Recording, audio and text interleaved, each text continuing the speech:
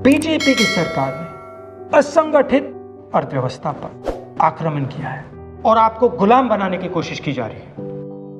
2008 में जबरदस्त आर्थिक तूफान आया, पूरी दुनिया में आया, अमेरिका में, जापान में, यूरोप में, चाइना में, सब जगह आया।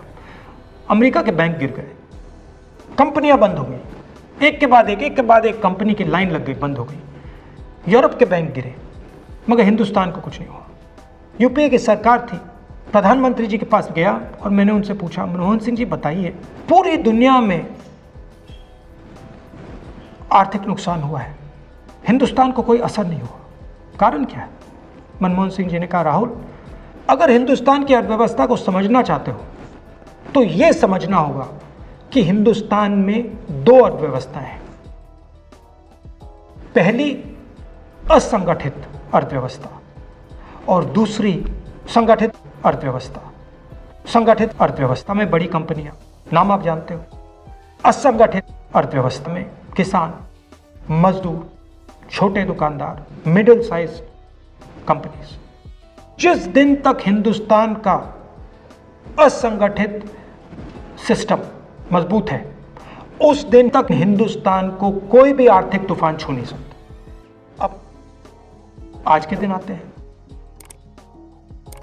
पिछले 6 साल से बीजेपी की सरकार ने असंगठित अर्थव्यवस्था पर आक्रमण किया है।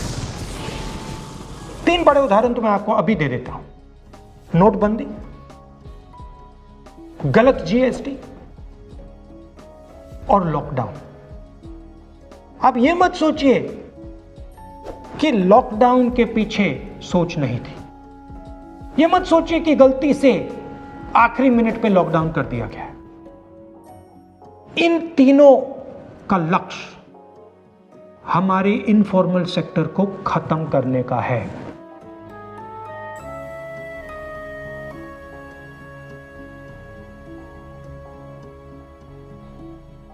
प्रधानमंत्री जी को अगर सरकार चलानी है, मीडिया की जरूरत है, मार्केटिंग की जरूरत है।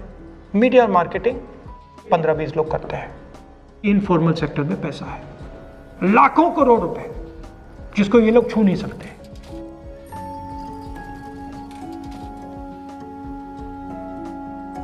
इसको ये लोग तोड़ना चाहते हैं, पैसा लेना चाहते हैं। इसका नतीजा आएगा। नतीजा यह होगा कि हिंदुस्तान रोजगार पैदा नहीं कर पाएगा। क्यों? क्योंकि इनफॉर्मल सेक्टर 90% से ज्यादा रोजगार देता है।